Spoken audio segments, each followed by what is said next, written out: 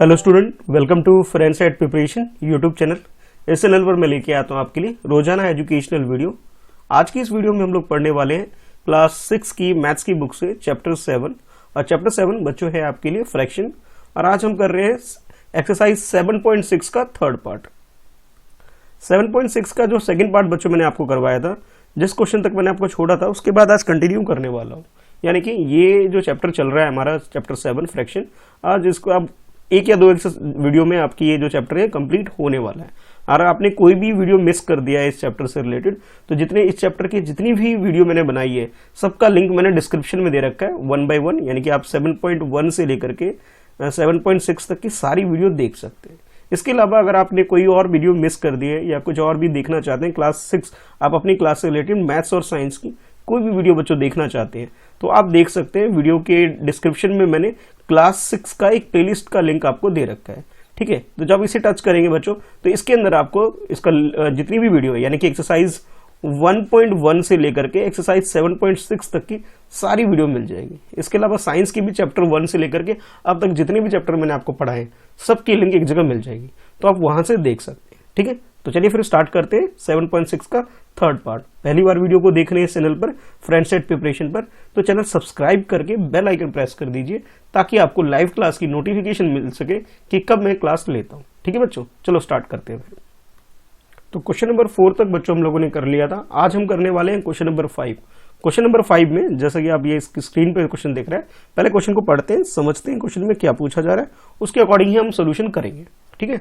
तो क्वेश्चन कुछ इस तरह से आपके लिए, complete the addition and subtraction in box. यानी कि ये जो आपको जो स्क्वायर बॉक्स गिवन है जिसमें रो और कॉलम वाइज कुछ नंबर्स गिवन है, फ्रैक्शन है में के अंदर, यानी कि आप ये कह सकते हो कि फ्रैक्शन की फॉर्म में आपको कुछ गिवन है नंबर्स और हमें क्या करना है, इसका एडिशन करना है और इसके सब्ट्रैक्शन करने हैं।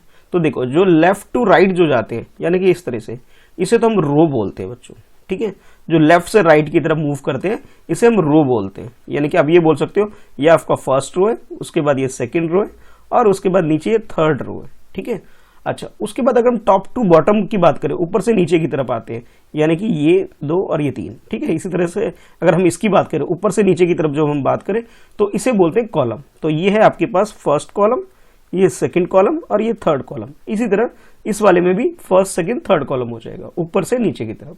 तो आपको रो वाइज तो प्लस करना है, ठीक है। इन दोनों को प्लस करके जो भी आंसर है यहां लिख देना है, इन दोनों को प्लस करना है, जो भी आंसर आएगा यहां लिख देना है, ठीक है। सेम चीज यहां पे भी करना है, इन दोनों को प्लस करना है, आंसर यहां लिख देना है। अभी मैं 0 जैसा बना रहा हूं ताकि आपको क्लियर हो जाए कि इस स्पेस में आपको आंसर लिखना है।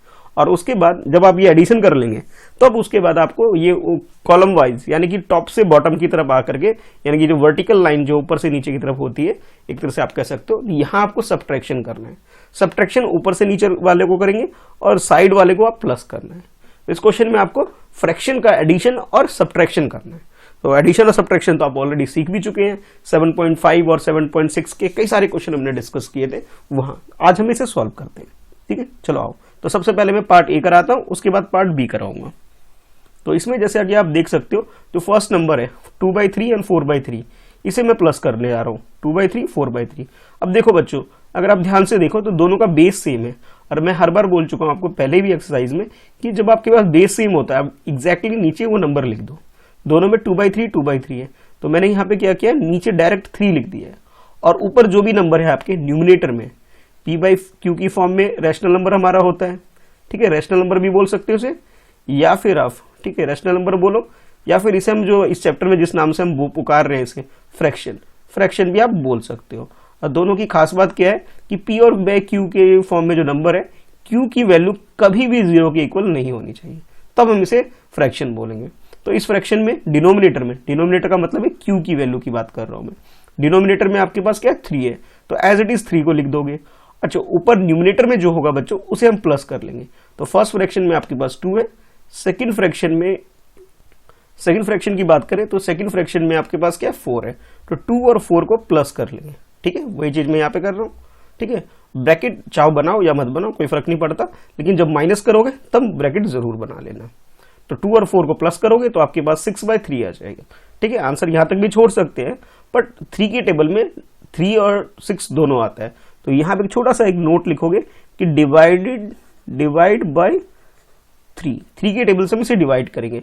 3 1 जा 3, 3 2 जा 6, यानी कि आंसर क्या आया 2/1 आ गया।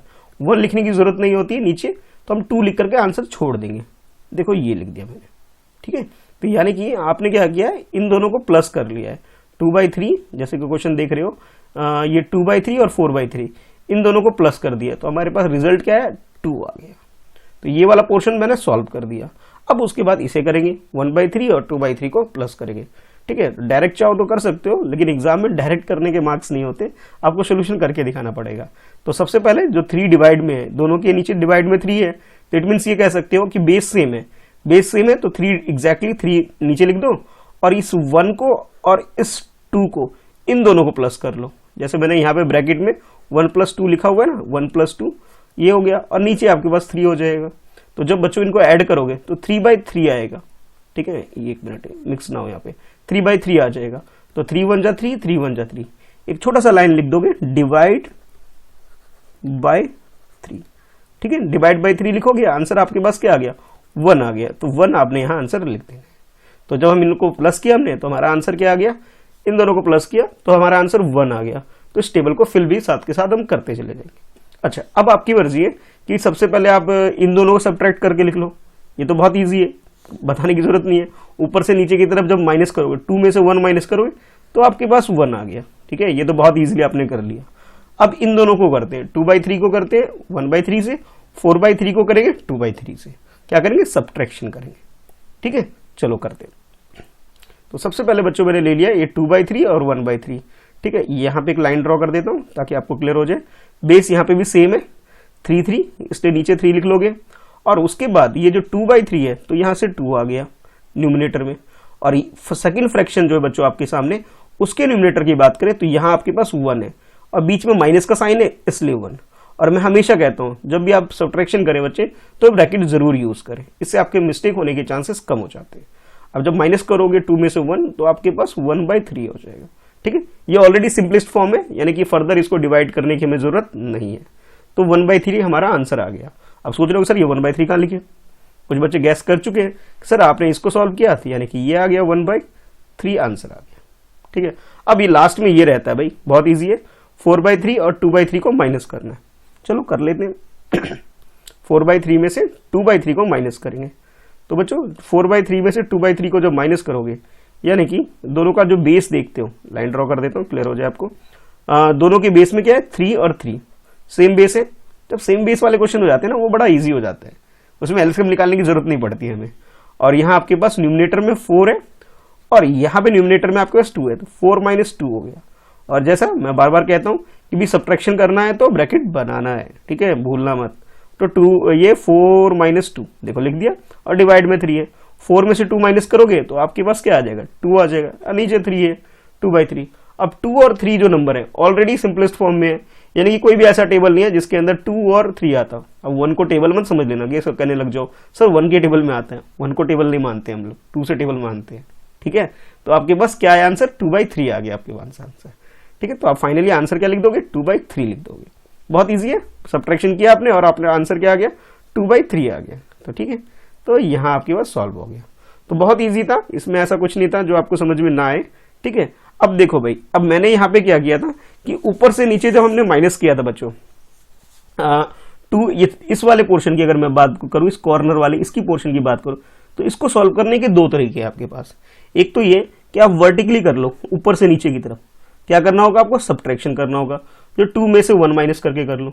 या फिर आपके पास एक और मेथड है कि आप ये जो रिजल्ट आ रहे हैं आपके पास 1/3 और 2/3 इन दोनों को प्लस कर लो, तो आपके पास जो आंसर आएगा यहाँ लिख लो। तो अभी तो मैंने आपको पहले कैसे बताया माइनस करके बताया, लेकिन इसका जो सेकंड मेथड है, यानी कि जिसमें क्या करना है आपको 1/3 को और उसके साथ 2/3 को, इन दोनों वैल्यू को प्लस करके भी आप इसे सॉल्व कर सकते हो, ठीक है। तो मैंने वो वाला तो इजी है, 2 - 1 तो करना कुछ समझाने जैसा कुछ है ही नहीं, डायरेक्ट लिख सकते हो। लेकिन इस वाले को अगर मेथड यूज कर रहे हो बच्चों, तो इसमें आप क्या करोगे कि भी बेस सेम है तो 3 लिख दिया, फिर ऊपर क्या आपके पास 1 है और इसके पास क्या 2 है, ठीक है। तो जब इसे सॉल्व करोगे तो 3/3 आपके पास आंसर आ जाएगा। तो एक छोटा सा एक लाइन लिख दोगे, डिवाइड बाय 3, इसे डिवाइड करोगे, डिवाइड करेंगे, डिवाइड बाय 3 के टेबल से डिवाइड करेंगे, 3 1 जा 3, 3 1 जा 3, यानी कि आंसर क्या आ जाएगा 1/1 आता है एक्चुअल में, लेकिन नीचे 1 लिखने की जरूरत नहीं होती है। तो आंसर हमारे पास क्या आ गया 1 आ गया बच्चों। ठीक है, तो ये आंसर आप यहाँ लिख दोगे। देखो दोनों प्रोसीजर से आंसर सेम आया। ठीक है, तो क्वेश्चन नंबर 5 का बच्चों मैंने फर्स्ट पार्ट आपको बिल्कुल डिटेल में बारीकी से 1 by 1 सॉल्व किया। ठीक है, सिमिलरली आपको बी पार्ट करना है। मैं चाहता हूं कि वीडियो को रोको आप लोग। ठीक है, वीडियो को रोक करके पहले खुद से करो। ठीक है, ताकि आप ये समझ में आ सकूं मैं कि भी आपको कुछ समझ में आया या नहीं आया। ठीक है, उसके बाद कमेंट करके मुझे बताना कि आपने सॉल्व किया या नहीं किया, आपके सारे आंसर करेक्ट आ भी रहे या नहीं आ रहे। क्योंकि अल्टीमेट ये है कि जब आप एग्जाम में लिखोगे, सॉल्व तो आपको ही करना है, तो आपकी प्रैक्टिस जरूर होनी चाहिए। इसलिए क्या करोगे, वीडियो को रोकोगे और भी ऑनेस्टी के साथ अपने आंसर सॉल्व करोगे। ठीक है, फिर अब उसके बाद मैं तो अभी करवा दूंगा आपको सेकंड पार्ट, लेकिन फिर उसके बाद आप चेक कर सकते हो कि आपने कितने सही करे। चलो अब मैं बी पार्ट करा रहा हूं, तो उम्मीद करता हूं कि आपने वीडियो रोक करके किया होगा सॉल्व खुद से। तो बी पार्ट में बच्चों प्लस करना है सबसे पहले। ये देखो, इसकी बात कर रहा हूं मैं। इन दोनों को प्लस करोगे, यहां रिजल्ट लिख दोगे। इन दोनों को प्लस करोगे, यहां रिजल्ट लिख दोगे। ऊपर से नीचे की तरफ, यानी कि इन दोनों को जब माइनस करोगे, ये साइन है ना माइनस का, तो यहां लिख दोगे। सिमिलरली यहां भी माइनस करोगे, यहां लिख दोगे। ठीक है, अच्छा उसके बाद फाइनली यहां और यहां के लिए तो हो गया।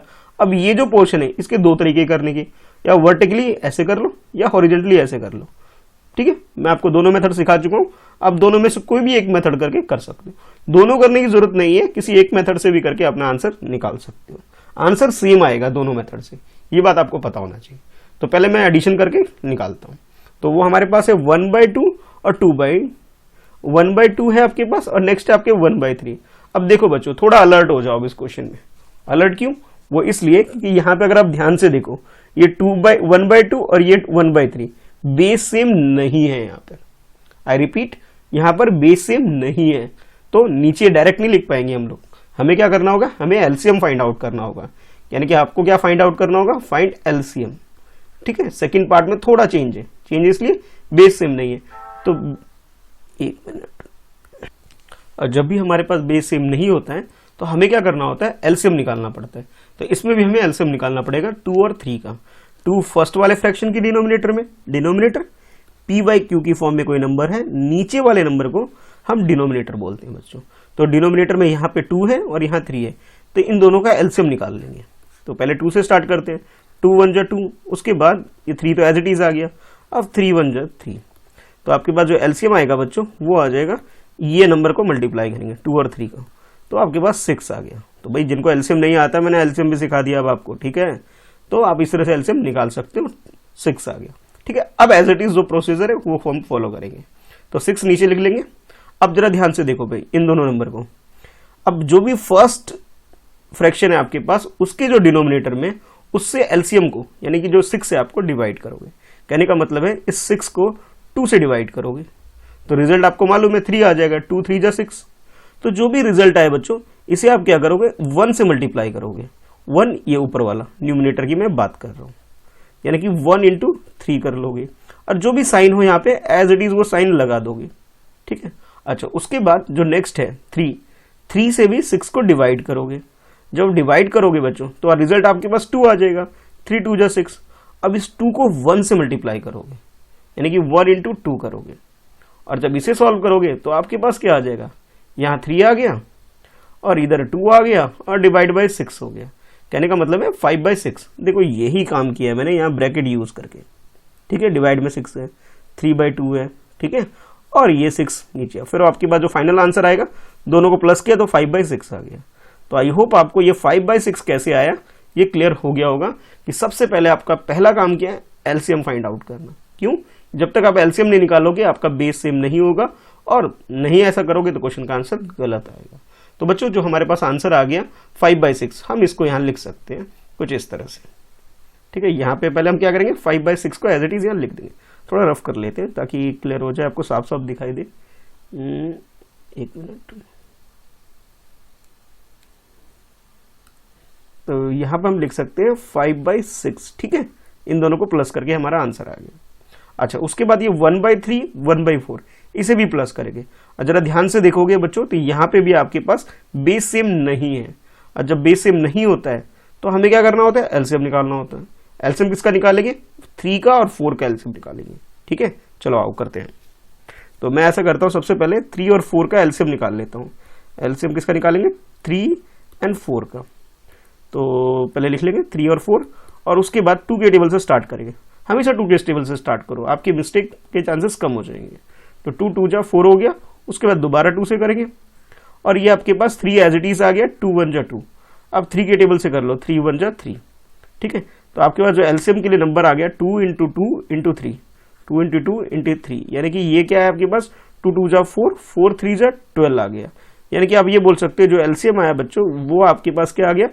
12 आ गया। ठीक है, तो यहाँ पे देखो मैंने इसके डिवाइड में यहाँ पे क्या लिख दिया?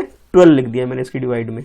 अब जरा ध्यान से देखो, ये 1/3 है और ये 1/4 है, तो 3 और 4 का एलसीएम आ गया 12, जो मैंने यहाँ लिख दिया।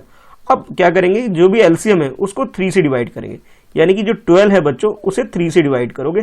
3 से क्यों? कि फर्स्ट डिनोमिनेटर में आपके पास 3 है, जब डिवाइड करोगे आपके पास क्या आएगा? 4 आ जाएगा। 3 4 जा 12 हो जाता है। सॉल्व करने की जरूरत वैसे नहीं है, पर मैं आपको समझा रहा हूँ।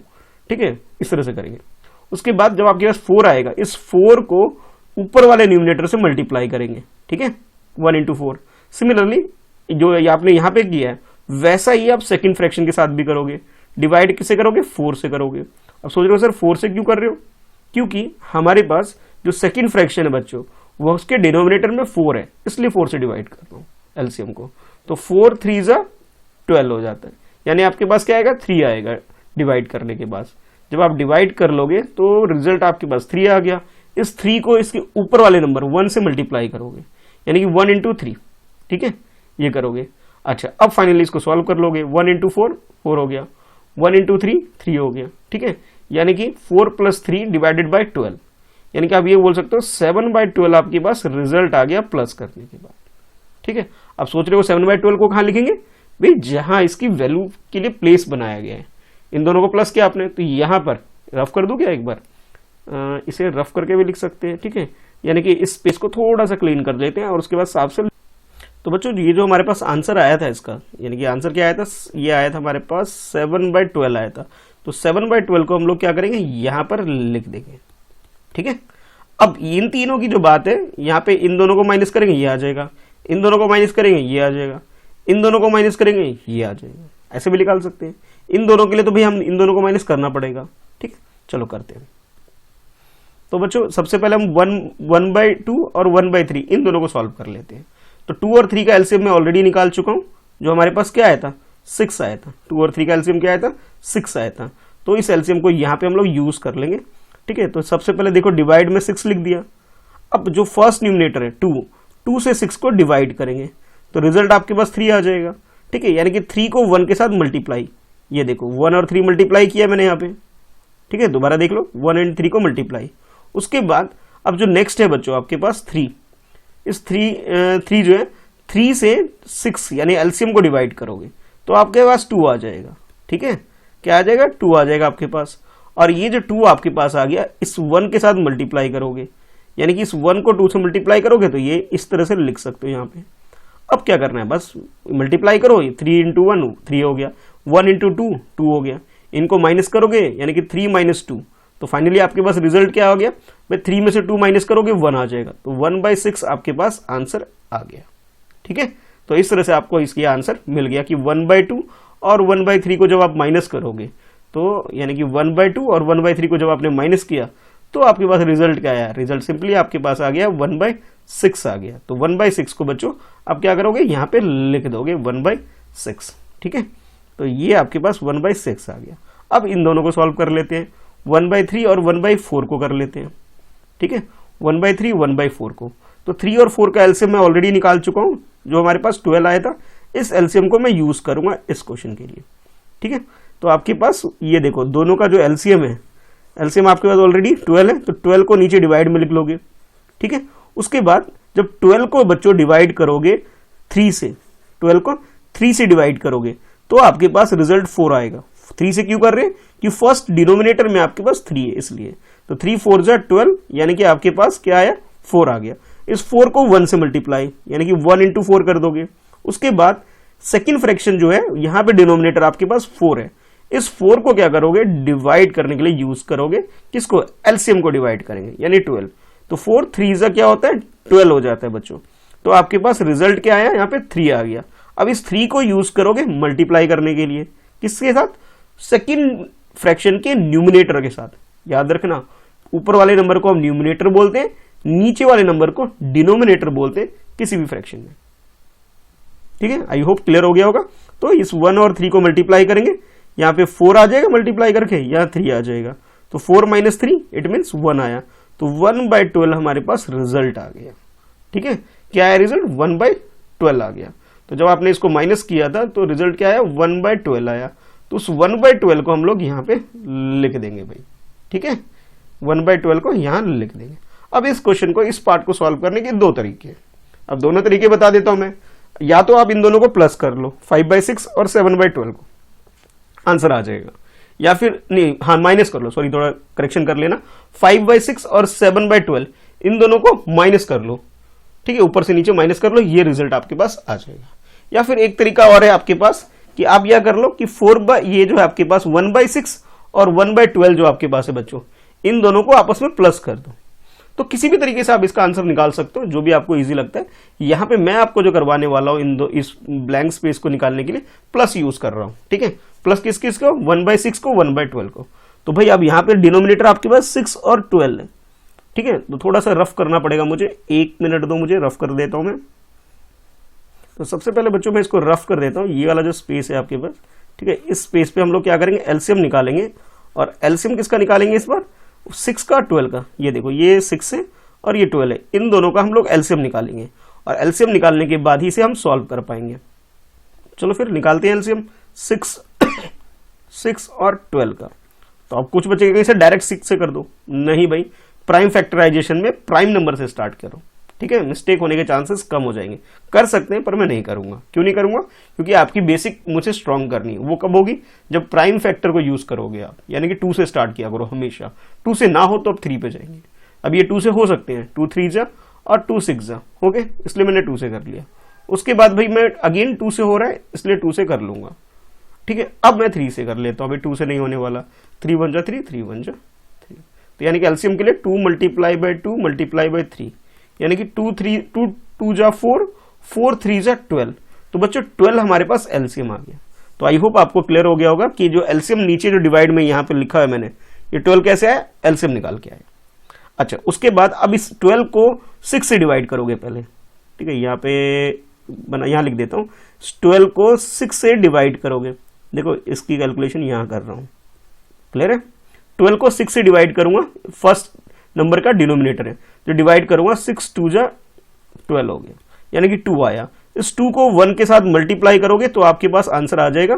ठीक है, अच्छा, उसके बाद जो सेकंड है, सेकंड जो नंबर है आपके पास, वो क्या है, 1/12 है, यानी कि 12 को 12 से डिवाइड करना है। 12 को 12 से जब डिवाइड करोगे, 12 1 जा 12 हो गया, यानी 1 आएगा। इस 1 को 1 के साथ मल्टीप्लाई करोगे तो आपके पास रिजल्ट क्या आएगा, 1 आएगा। तो डायरेक्ट मैंने यहाँ 1 लिख दिया। बच्चों जरा ध्यान से देखना, डाउट नहीं होना चाहिए कि पहले 1/2 कैसे आया, 2 डिवाइड करके आया। इस 2 को इसके न्यूमिनेटर के साथ मल्टीप्लाई करके रिजल्ट निकाल लेंगे। और सेकंड वाले में 12 ऑलरेडी है, तो 12 को 12 से जब डिवाइड करोगे रिजल्ट आपके पास 1 आएगा। और इस 1 को 1 से मल्टीप्लाई करोगे तो 1 आ जाएगा। कहने का मतलब ये है, आपके पास ये है जो स्क्रीन पे यहाँ दिख रहा है, थोड़ा फोंट छोटा हो सकता है। ठीक है, अब 1 × 2 करोगे 2 आ जाएगा। ठीक है, और ये 1 1 है, यानी कि 2 + 1 3 हो गया, और 3 डिवाइडेड बाय 12 है। ठीक है, अब ये जो 3 डिवाइडेड बाय 12 है बच्चों, इसे आप 3 के टेबल से डिवाइड कर सकते हो। तो आप लिखोगे डिवाइड बाय 3। 3/12 को अगर मुझे डिवाइड करना है बच्चों, तो 3 1 जा 3 आ जाएगा, और 3 4 जा 12 हो जाएगा। फाइनली जो आंसर लिख सकते हैं हम 1/4 लिख सकते हैं। ठीक है, तो यहाँ पे 1/4 लिख सकते हैं। और ये जो बॉक्स है आपके पास, यहाँ पे आप क्या लिख दोगे, 1/4 लिख दोगे। ठीक है, तो जब आपका ये पूरा कंप्लीट हो जाए बच्चों, तो फाइनली जो आपका आंसर आएगा कुछ इस तरह से आएगा, 1/4।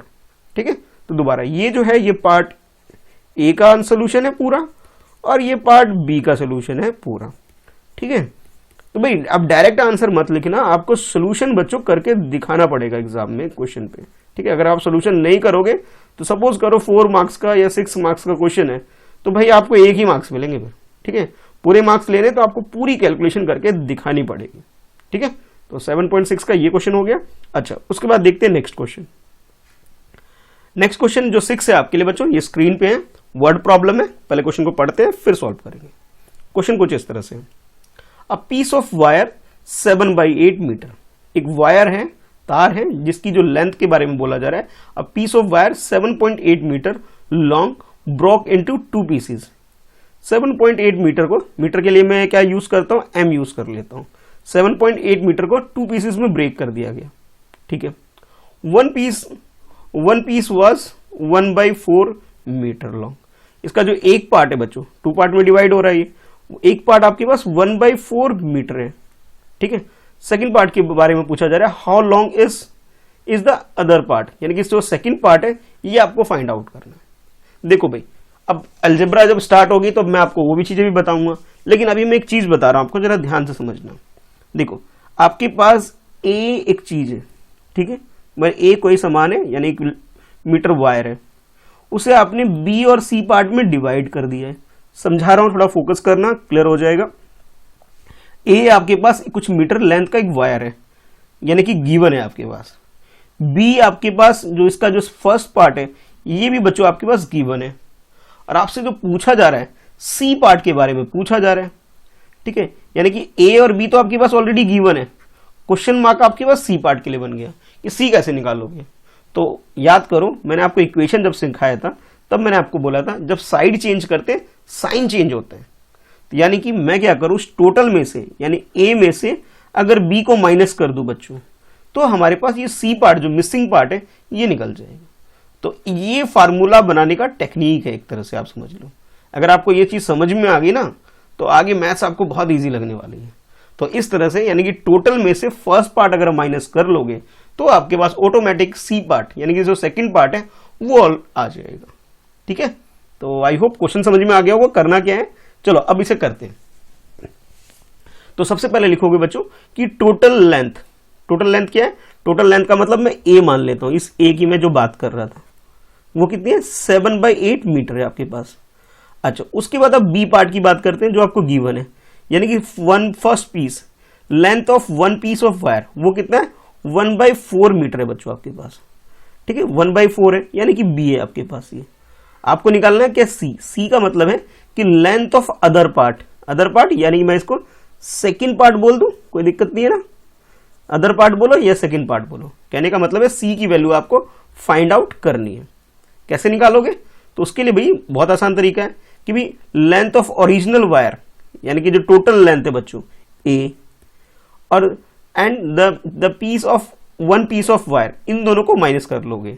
यानी कि इसमें, यानी कि आप ये बोल सकते हो कि डिफरेंस, एक तरह से बोल सकते हो कि difference between length of original wire and this 1 piece of wire, इन दोनों का अगर डिफरेंस आप निकाल लो, डिफरेंस का मतलब है सब्ट्रैक्शन कर लो, तो आपके पास आंसर आ जाएगा। तो ए आपके पास टोटल है और फर्स्ट पार्ट आपके पास बी है, इसको माइनस कर लो, ए माइनस बी। ए की वैल्यू मैं आप बता चुका हूं 7/8, ये 7/8 हो गया। अब बी की वैल्यू कितनी होगी बच्चों, बी की वैल्यू यानी कि 1/4। तो इस 1/4 को हम लोग माइनस करेंगे और आंसर निकाल लेंगे, ठीक है। तो समझ में आ गया कैसे करेंगे। चलो अब क्या करते हैं कि जरा अगर ध्यान से देखो भाई, 7/8 और 1/4 दोनों का जो डिनोमिनेटर है वो डिफरेंट है, फर्स्ट का 8 है, सेकंड का 4 है। इसका मतलब ये हुआ बच्चों कि हमें एलसीएम निकालने की जरूरत पड़ेगी। तो मैं क्या करूंगा, सबसे पहले 4 का और 8 का एलसीएम निकाल लूंगा, ठीक है। 2 से स्टार्ट करेंगे, 2 2 जा 4 और 2 4 जा 8। कहोगे सर डायरेक्ट 4 से कर देते, सर कर सकते थे बच्चों, लेकिन हमेशा प्राइम नंबर से स्टार्ट किया करो, ठीक है। 2 1 जा 2 और 2 2 जा 4, थोड़ा सा लेंथी जरूर लग रहा होगा आपको, लेकिन भाई इससे क्या आपकी मिस्टेक बिल्कुल भी नहीं होगी, ठीक है। तो अभी से अपने बेसिक स्ट्रांग कर लो। तो 2 2 जा 4, 4 2 जा 8, यानी कि आप लिख सकते हो 2 × 2 × 2 और रिजल्ट क्या आएगा 8। तो बच्चों 8 आपका एलसीएम आ जाएगा। तो देखो 8 मैंने यहां लिख दिया, बस अभी नोट मत करो, अभी पहले समझ लो। ये डिवाइड में देखो, डिवाइड में 8 लिख दिया यहाँ पे, ठीक है। अब जो फर्स्ट फ्रैक्शन है 8, फर्स्ट फ्रैक्शन से एलसीएम को डिवाइड करोगे और इत्तेफाकन दोनों सेम है 8 और 8। जब 8 को 8 से डिवाइड करोगे रिजल्ट क्या आएगा 1 आ जाएगा। इस 1 को ऊपर वाले न्यूमिनेटर यानी 7 के साथ मल्टीप्लाई करोगे, 7 × 1, 8। 1 कहां से आया, फर्स्ट डिनोमिनेटर, फर्स्ट फ्रैक्शन का डिनोमिनेटर 8 है बच्चों, उसको जो उसके जो एलसीएम आया था उसे डिवाइड किया आपने, 1 आ गया, यानी कि 8/8 किया 1 आ गया। रफ में करते हैं वो काम, यानी जो एलसीएम आया था 8 उसको फर्स्ट डिनोमिनेटर 8 से डिवाइड किया 1 आया, और इस 1 को और 7 को मल्टीप्लाई करेंगे यहाँ। अच्छा, अब सेकंड फ्रैक्शन देखो, डिनोमिनेटर में आपके पास क्या है 4 है, तो भाई एलसीएम क्या है आपके पास बच्चों 8 है, इस 8 को 4 से डिवाइड करोगे 2 आ जाएगा, ठीक है। तो इस 2 को मल्टीप्लाई करेंगे इसके न्यूमिनेटर यानी 1 से। अब जरा ध्यान से देखो बच्चों, यहां माइनस है, और जब भी माइनस होता है मैं हमेशा बोलता हूं ब्रैकेट बना लिया करो, तो मैंने यहां ब्रैकेट बना लिया है 7 × 1 और 1 × 2, तो 7 × 1 करेंगे 7 आ गया, 1 × 2 करेंगे 2 आ गया, तो 7 - 2 करोगे तो आपके पास क्या आ जाएगा 5 आ जाएगा। तो फाइनली आपके पास 5/8 आंसर आ गया। 5/8 क्या आया, सेकेंड पार्ट आया भाई सी, जिसकी हम बात कर रहे थे, ठीक है, जो मिसिंग है जिसको हमें फाइंड आउट करना था सी पार्ट। तो आप लिखोगे फाइनली देयरफॉर, ये साइन किसका है देयरफॉर का है, therefore length of other piece of wire is 5.8 metre. क्या आंसर लिखोगे आप, therefore length of other piece of wire is 5/8 metre. तो आई होप आपको ये दोनों ही क्वेश्चन अच्छे से समझ में आ गया होगा। बस अब एक पार्ट और लेके आऊंगा, आज वीडियो ज्यादा लेंदी ना हो जाए इसलिए मैं यहीं रोक रहा हूं। अब एक लास्ट पार्ट आएगा जिसमें हमारा चैप्टर 7 कंप्लीट हो जाएगा बच्चों। थोड़े से क्वेश्चन रह गए जिसे मैं नेक्स्ट वीडियो में कंप्लीट कर दूंगा, ठीक है। वीडियो के नीचे कमेंट करके जरूर बताना कि भाई आपको वीडियो कैसी लग रही है, कोई सजेशन है तो वो भी बता सकते हो नीचे लिख करके, ठीक है। और भी कुछ बताना चाहते हो तो भाई चाहो तो सोशल मीडिया पे मुझे फॉलो करना, तो उसका लिंक मैंने डिस्क्रिप्शन में दे रखा है, वहां से मुझे फॉलो कर सकते हो। अगर आपका अकाउंट है तभी फॉलो करना, ठीक है, नया अकाउंट बनाने की जरूरत नहीं है, ठीक है। और हाँ, डिस्क्रिप्शन में लिंक है, वहां से रिवीजन जरूर करो, ठीक है। चलो बच्चों, मिलते हैं नेक्स्ट वीडियो में।